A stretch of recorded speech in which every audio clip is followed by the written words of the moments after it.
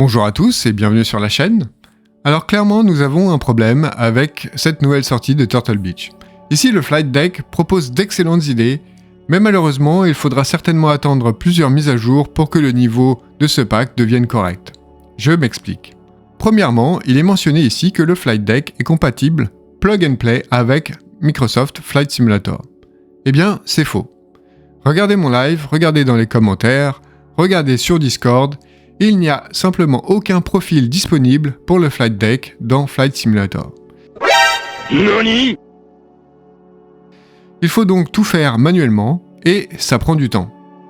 En soi, ce n'est pas vraiment un problème, c'est juste une grosse perte de temps. Donc si vous pensiez déballer votre produit, le brancher et jouer, ce qui est un peu la définition du plug and play selon moi, eh bien c'est raté. Soit Asobo n'est sûrement pas innocent là-dedans non plus, puisqu'il faudra sûrement attendre je ne sais pas combien de temps pour qu'ils prennent en compte le Flight Deck, mais en tant que client, ce n'est pas vraiment mon problème, et la moindre des choses, ça serait d'anticiper la sortie du produit. Ça me paraît tellement évident que je n'arrive pas à comprendre qu'on se retrouve encore dans des situations comme celle-là. Deuxième problème, le pavé tactile. Comme on peut le lire dans la notice, le pavé tactile utilise en réalité les touches de votre propre clavier et vous ne pouvez pas changer l'attribution des touches. Pourquoi Turtle Beach n'a pas pensé intégrer un clavier de base dans le pack pour éviter de venir changer votre propre configuration? Sans compter que si visuellement le résultat est assez joli, certaines touches comme les switches ne marchent en réalité pas correctement. Je m'explique.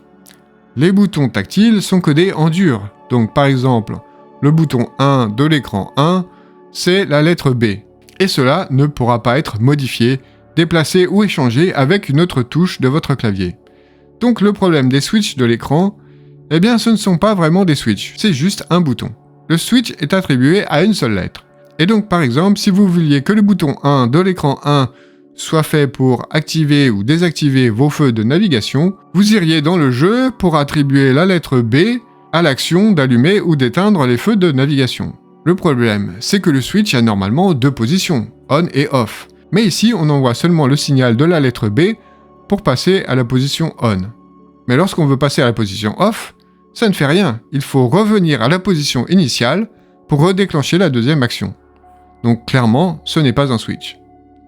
Ensuite, pour moi, le pire, c'est la qualité du pack. Le rendu, l'aspect du plastique en lui-même, sauf à certains endroits, est très bon. Et clairement, on est au-dessus des packs Airbus et Boeing concurrents, comme je le montrais dans ma vidéo. Mais si on regarde dans les petites finitions, là ce n'est plus bon du tout, et pour 400 €, c'est même abusé. Là, ici, vous pouvez voir, il y a un jour dans le plastique, franchement c'est très moche, et la sensation quand on fait glisser la main sur la commande des gaz n'est pas très agréable. Certains diront que je chipote, mais à ce prix-là, j'estime qu'on doit avoir de meilleures finitions.